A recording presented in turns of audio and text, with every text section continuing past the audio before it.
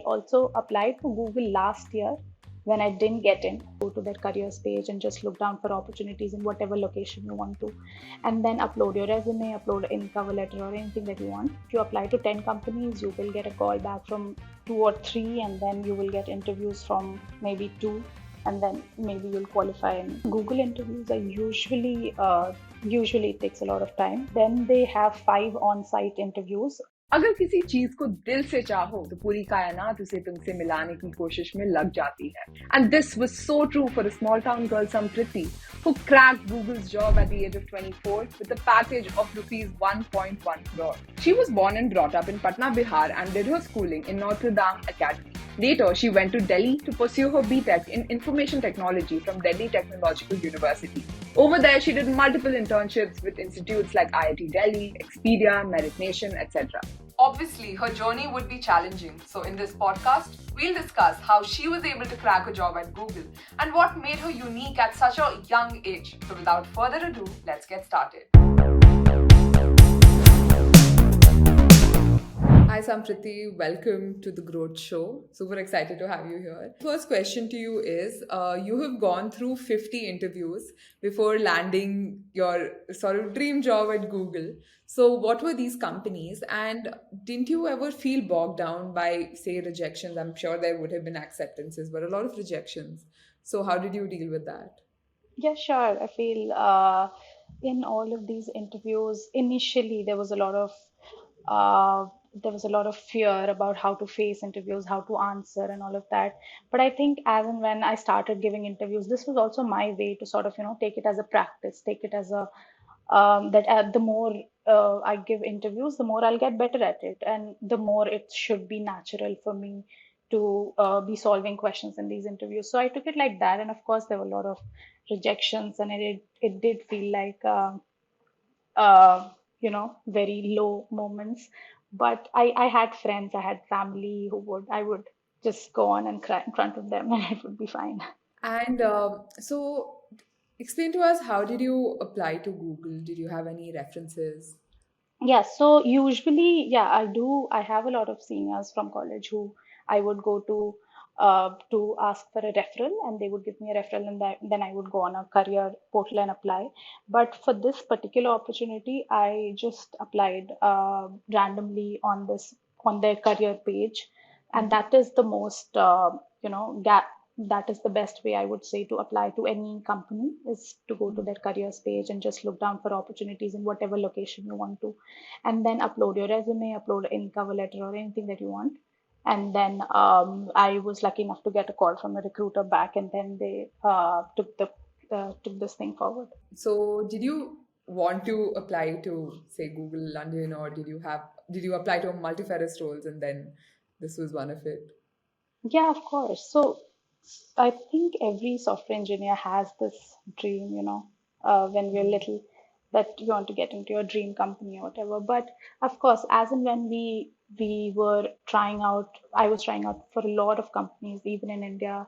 I gave a lot of interviews. A lot of them were rejections. A lot of them were acceptances.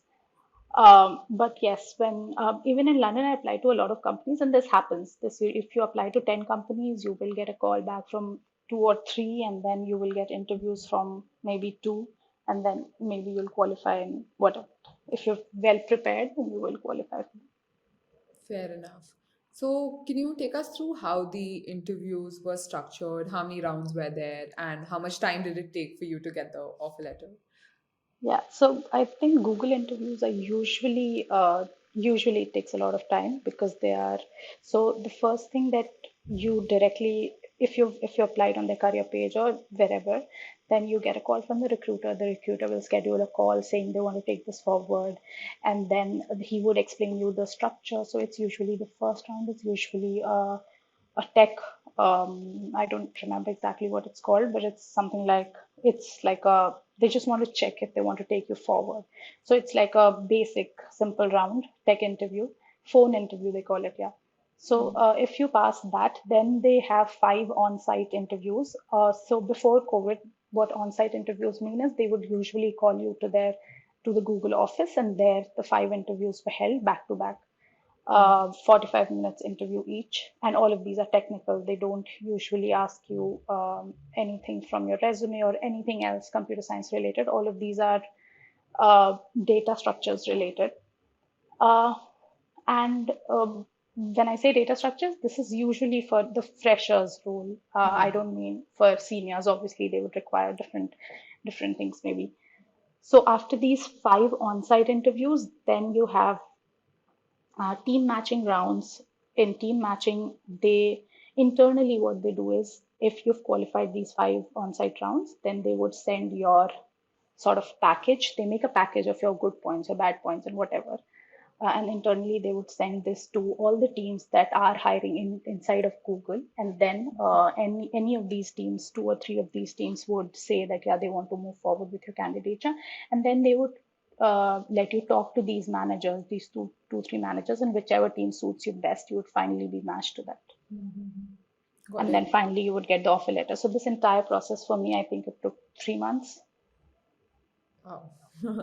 That takes a lot of patience, Yeah, honestly. yeah, Awesome. How did you prepare yourself for the interview? Was Google, okay, let me ask this. Was Google one of the first companies, or I think you said there were 50 others, about 50 others before that, right? So how did you prepare yeah. yourself throughout? Um, When I say 50, so 50 is not like 50 companies. I know, Each I know, I company know. has, yeah. So Right, each right, of company has course. around 4 or 5 interviews. So yeah, in fact, I also applied for Google last year when I didn't get in. So that time, yeah, and it was good learning experience. I learned how Google structures its interviews and what kind of and how in depth they want to go in each question and how should I prepare myself for the next time. So yeah. Sorry, what was the question again? How did you prepare yourself for the Okay. interview? Yeah, Yeah. so I think the preparation was not for this particular interview, but because we had a placement season in the fourth year, so I was in general preparing, doing a lot of coding questions from multiple platforms like Lead Code, Code Forces, or multiple other platforms.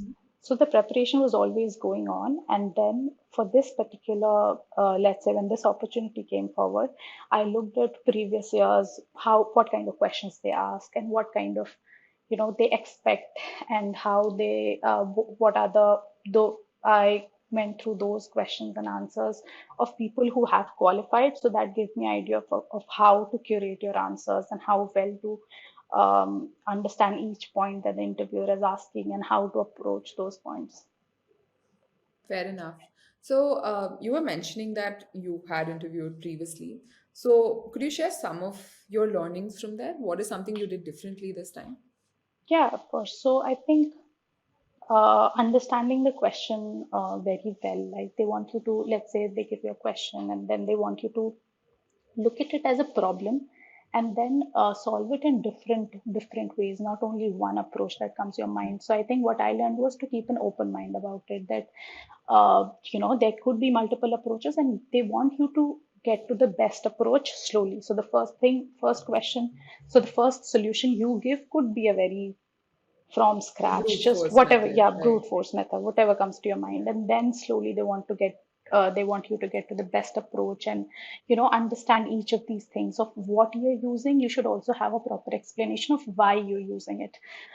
Let's say, so I had an example that in my first interview I used a vector instead of a string. And later on, the feedback came back as a string would be more useful in this approach, and it would help us save time and memory.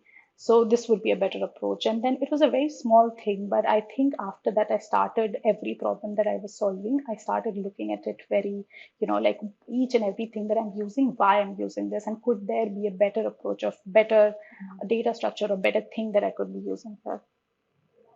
So, even as you practice, say, on lead code and different websites, you always had that Yeah, mindset while you were solving that problem.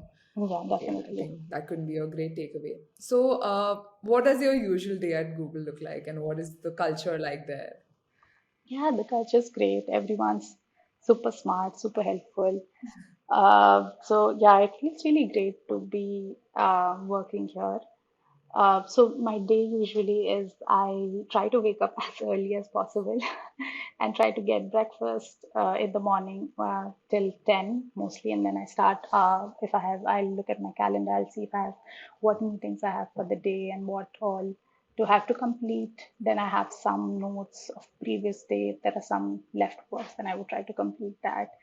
Then we would go for lunch, or yeah, then have a bunch of meetings or whatever, and then try to um, maybe in the evenings go for some games or something. We have table tennis, play something, or get or do music. There's also music room here.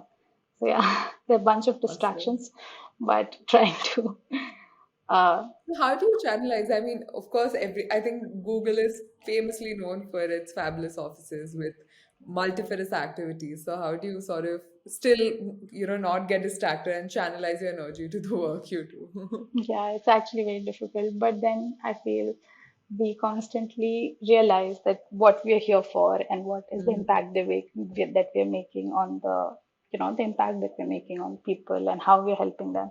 That helps. And then, so I think initially when we came, we had a lot of like, try this, try that. But I feel as and when you settle down, things get like, things calm down and you start to Become a focus more part of on the them. Yeah. process, right? Fair enough. All right. So you did a 2-month internship in IIT as a React Yeah. development intern, right? So how did you crack this program? If you could share your experiences as to what you learned in the two Yeah. months. Yeah, so this was actually a startup there in the incubation center.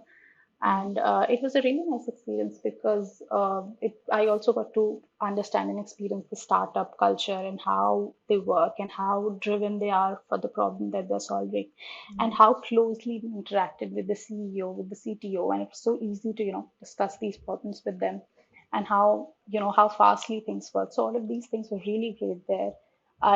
In fact, I learned a lot in those 2 months. I kind of, learned the entire this React, and then even made some part of the project that I was working on. So it was really great. So, what role did that particular experience per se play in your future interviews? And also, would you recommend it to someone over doing your other internships at maybe a different company as compared to IIT? How was that different, if you could draw some? I mean, it depends. Of course, Hmm. I think it's a personal preference, and Hmm. you do have to figure out what you're learning and what are your interests in. If obviously I don't think there's a right or wrong way here. And I feel in companies like later on in companies like Google or in Microsoft, I don't think they would prefer, let's say, me working in a startup more than another company, or another company more than something else. I think what they look for is are the skills that you are taking to that company, and if you're able to fulfill those, if you're able to fulfill that mark, I don't think it matters to them that where you're coming from that much. Hmm. Got it. So there was a point in your life where you had offers from 4 companies, Yeah. Expedia, Flipkart, Adobe, and Microsoft. How did you decide to join Microsoft? Like, what was your thought process? Like, okay, I want to go to Microsoft now. Yeah, there were a lot of things. I feel it was I'm not very good at decision making. So I used to talk to a lot of people, talk to a lot of seniors from those companies, and then ask them what was the best thing and the worst thing about that place, so that I could map what I wanted personally. But I think the basic things were mainly the team that I was getting, and then obviously the compensation is a factor, and then the location that I would be at, and then I knew a lot of people in Microsoft and how Hmm. what they went to do after that, so I think I resonated with that more. So, what was your experience at Microsoft like? And as you talked about compensation, if you could give us some numbers, and what did your typical day look like? So it was during COVID, so the day Ah. looked like I was on my bed the entire time. But, but yeah, the experience was nice. My team was really nice. I had a really nice manager there. And we tried to, even though I joined in COVID, they tried to, onboard me pretty well. We had a lot of perks. They used to give a lot of gifts, goodies. Yeah. The Nice. compensation was so they have CTC of 44 lakhs, but that includes, it's important to let people know that that also includes the stocks that they give for 4 years. So for per year, maybe approximately it would come down to something around 27, 28 at Mhm. at the time that I joined. But Mhm. I think now the compensation has increased for freshers also. Got it. So what was the project that you were working on Microsoft, if you don't mind sharing? Yeah. So uh, I don't remember that well, but I was working on so it was the Microsoft Digital Org, and we were working on so whoever came to Microsoft employees among its 200 offices, right, from US or India, whoever came to their offices for any kind of business or any kind of reason, we had a system to regulate that, and then how to give them access. So, some of them have had access to certain rooms and some of them didn't, and some of them, to manage any external or any internal guests and how they interact and communicate within Microsoft. It was basically we had different portals to manage that. Got it. So you worked on the internal sort of Yeah, regulation. Understood. Fair enough. Okay. So I think you were famously known because your salary package was 1.1 yeah, CR at Google. So can you explain to us how that works? Is it completely in hand? How are these salary packages structured? If you yeah. could give some insights, yeah. So mainly, what happens is in tech companies, you would see some of Mhm. a large amount of it is a large amount of it is, sorry, base, and then some of it is bonus, and then some of it Mhm. is the stocks that they Stock give to options. employees. Yeah, and then so for different companies, it's different. Like for Microsoft, they give all the stocks for 4 years into 1 year, but Mhm. for Google, they give the CTC that they tell is for per year stock. So this would be the total amount, including everything. Of course, the tax would get deducted on each of these factors, but this would be the total amount that I would get, including stocks, base, and bonus. So yeah, Got it. So percentage wise, approximately. So you're saying say seventy if percent, you would seventy is your percent. base Yeah, 70, in terms seventy-five of base. percent is the base, and then 20% is the 25 would be the stock options, and the rest, some part of it is bonus that is dependent on performance or on some in general, how well Google is doing, or if they get good revenue or whatever, then they can also increase it. Depends. Okay. And if you were to compare your compensation in London to, say, an Indian city like Hyderabad or Bangalore, how much of a salary here would enable you to live the same sort of lifestyle? I mean, I think what I was earning in Microsoft would be somewhat similar to the lifestyle that I have here. Yeah, Mhm. the lifestyle would still be the same, but yeah, there are a lot of different moving pieces uh, in terms of in terms of lifestyle, in the sense that here the average lifestyle is better. So for lesser, so I'm able to maintain that average lifestyle, and the average lifestyle is better, and I'm able to maintain that with very less amount. Very less. When I say very less, I mean obviously a lot, but very less in terms of here. Yeah. Mhm. So that is good. But of course, I think it's a personal preference. I wouldn't, I know people who wouldn't choose to come here and they have their personal reasons. But for me, I came here because I had a great team. This would be a great learning opportunity for me, and for me to maybe move to other places, like if I wanted to move to US in the future or some other place, Mhm. and if I wanted to use these savings to further my higher education, then that would be great for me. So I think, yeah, it's a personal preference, and the lifestyle is, I won't say it's different. The savings are almost the same, similar, but unless I want to spend what I'm earning here, I want to use this as a higher, if I want to use this amount in my higher studies or something like that. Got it. Makes sense. Um, so if you could share what you work on with Google, which team are you a part of broadly? Yeah. So I'm part of Android Enterprise, but I can Mhm. give you a small example. If you do you have you used Work Profile? Yeah. I Yeah. think we So all use that's Google Work Profile. Yeah. Yeah, so that's Yeah. exactly the team that I'm in. So we manage Android Enterprise is basically we allow different enterprises to manage data on the personal phone. So a mobile phone, Android phone can have separation of work and personal data on the same phone, and the work part would be managed by the organization, by Got any it. organization. Interesting. All right. So what was your environment like? Like, let's just get into your childhood and how your life is before Google, before everything. So, what was the environment like when you were growing up? Were you a very bright student since your childhood days, or did you later develop a knack for, say, studies? Or so, tell us your journey before Google. Yeah. I wasn't a very, very bright student, but I liked I liked studying and I liked doing things at my own pace.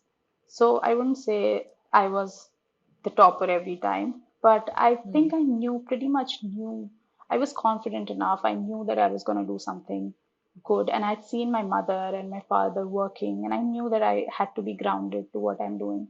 So I pretty much had my own pace, did things at my own pace, and there were obviously a lot of ups and downs. Like in college, like right now, it seems like, I have so many packages, but I remember in college in my third year, I was struggling to get even an internship, and it was only possible because I had friends and I had family.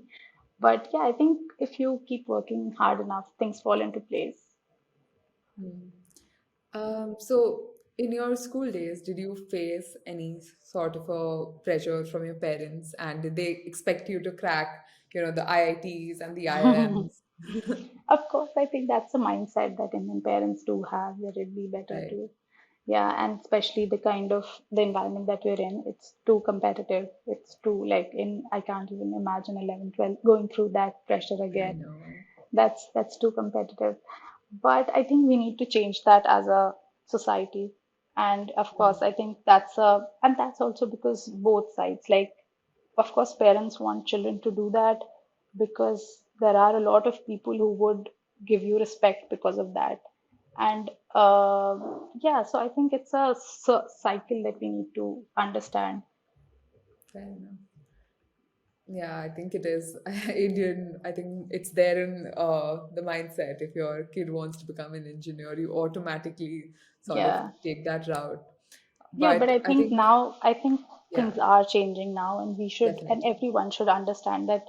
I think we are more going towards skills driven than 100%. being degree or brand. Of course, I think we won't be able to eradicate that completely. And I do understand it's not to undermine those people who've worked so hard for it. Of course, they deserve it. But I mean, others who weren't able to get there also should be given a fair chance to Yeah, go those two through these years process. shouldn't determine how hardworking someone can maybe, Yeah, you know, be those in the 4 years future. can And sort of, yeah, right. because everyone's motivation, everyone, maybe it comes at a later point in your life, and maybe Correct. you Definitely. understand things later on, and maybe you figure out your passion later on what you want to do. Yeah. So, what role has your college played in determining where you are at now?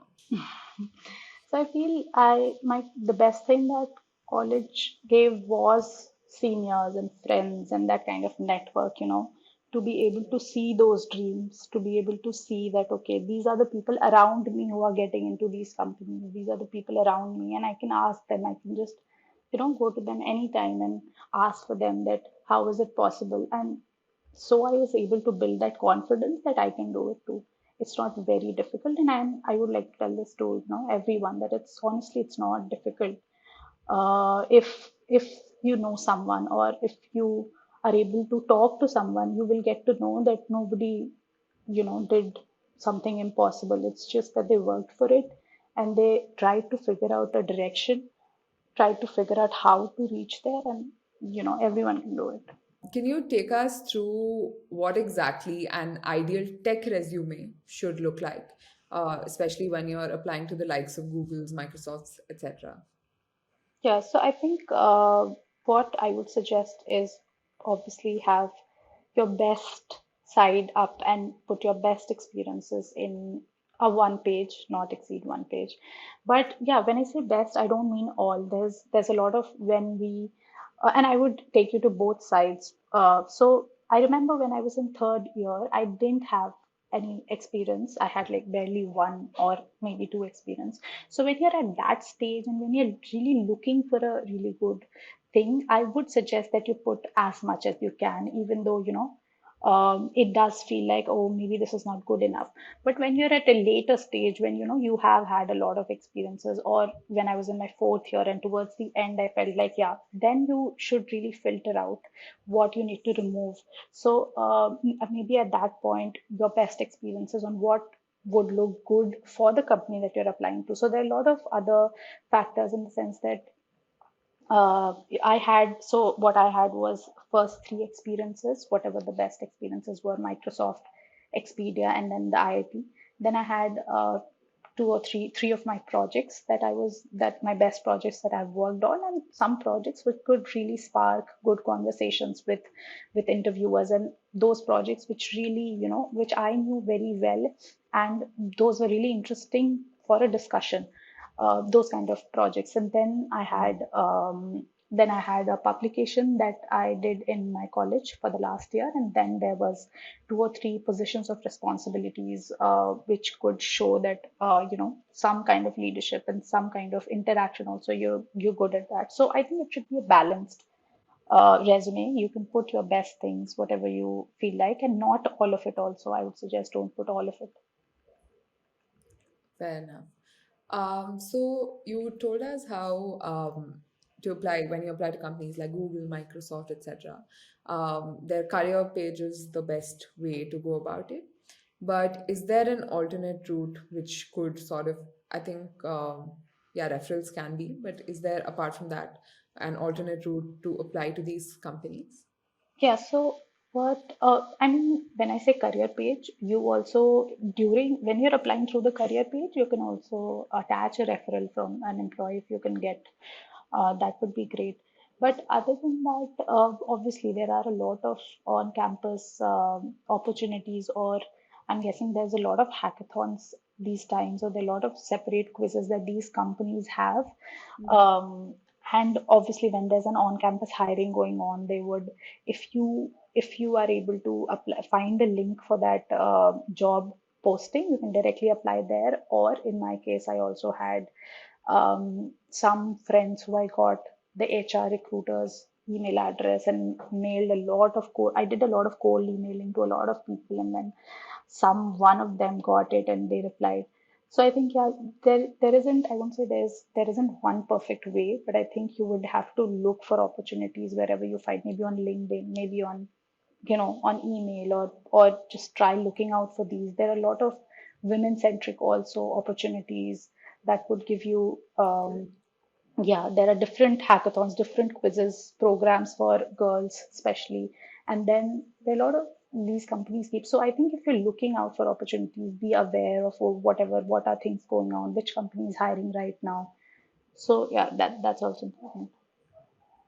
So, I think in India, as we all know, startup culture is sort of booming. But if someone is looking to work in that space abroad, how do they go about approaching someone for an opportunity? So you mean abroad or you mean in India? Abroad. Okay. Yeah. Yeah. So I think there are a lot of companies hiring right now in the UK or in the US. And I think the first step is to just apply. A lot of times what happens is reject, we reject ourselves before even applying, that, oh, I don't think I would get in.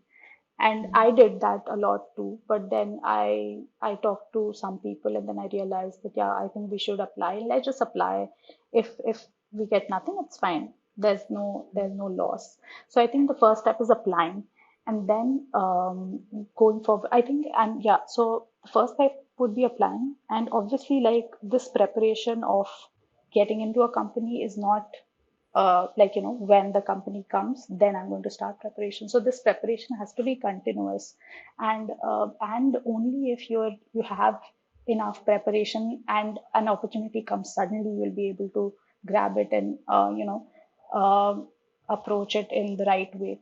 So I think the preparation, we should be well prepared for everything, and because we won't get enough time just right before the opportunity, any opportunity comes or any company comes, you rarely get 1 or 2 weeks to prepare.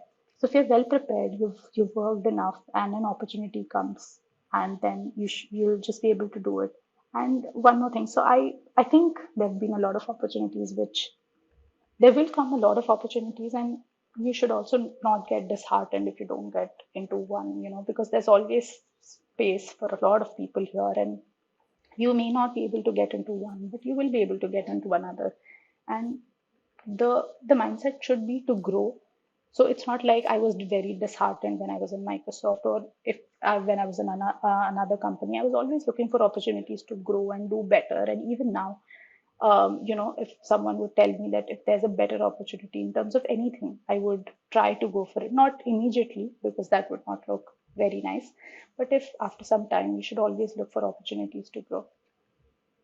Fair enough. Um, Tech culture wise, what is the difference that you find between how your work in India as compared to in London? Well, I don't think there's a lot of difference, because these companies have kind of tried to maintain, especially in the companies that I think I've Right. worked, they kind of try to maintain a global culture, and there Mhm. isn't a lot of difference. Yeah, I don't think there's a and it's very team dependent. I feel some of the um, teams or manager depend. I think a lot of culture also comes from higher up. If your manager is pretty happy and pretty, wants to keep the culture that way, he or she would. Awesome. I think great insight. So now let's just have a fun round of this or that. I'll give you two options and you have to Yeah. choose either or. All right. So London or India? Oh, it's very difficult. But for now, I think I like London. But yeah, I would maybe in the future I could like India more. All right. Netflix or Spotify? Spotify, Books or movies? books. Work from home or work from office? Oh, work from office. Any day. Front end or back end? Hmm. I don't know. Backend. I Hmm. don't have a lot of experience in Hmm. both to be able to confidently say one thing. But yeah, backend.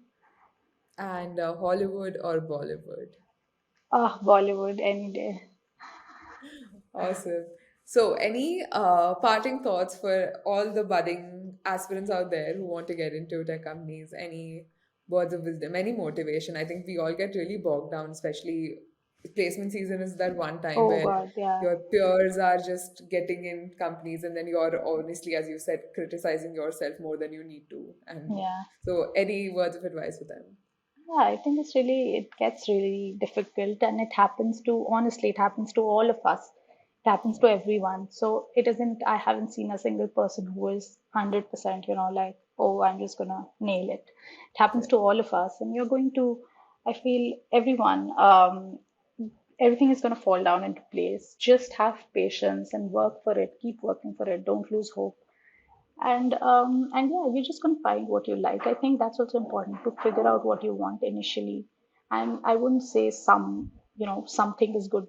It's personal. It could be personal. Something could be good for me. Something else could be good for you. Figure out what you want exactly, not just go for it because your friends are going for it, or people are going for it. Figure out what you want and go for it. It's fine. You'll get it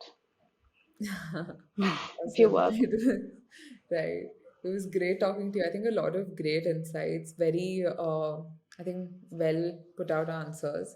So whoever's watching this will get a concise just into how your experience was throughout. So thank you so much for sharing that with us. And we'll definitely stay in touch. And how, if anyone wants to say, reach out to you for anything, how Yeah. can they do that? They can reach out to me on LinkedIn and or on email. Hmm.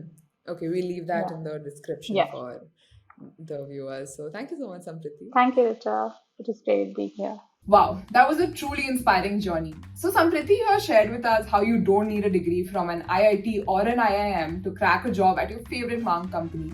She also discussed how she structured her resume, what are certain checks that you must keep in mind while you write your resume. She also shared with us how the first time she was rejected by Google and she understood and figured out what the learnings were from there and applied that in her next interview, and we all know where that ended up. Apart from that, don't be disheartened if you face a lot of rejections. Sampriti shared how she dealt with rejection, how she dealt with the demotivation that goes along with it. So share this video with all your techie friends and families who are looking for growth, looking for opportunities, or even if you are looking for the same. We hope this video was helpful to you. And in the comment section, let us know what is some other domain you'd like us to cover in the next episode. Till then, see you. Bye-bye.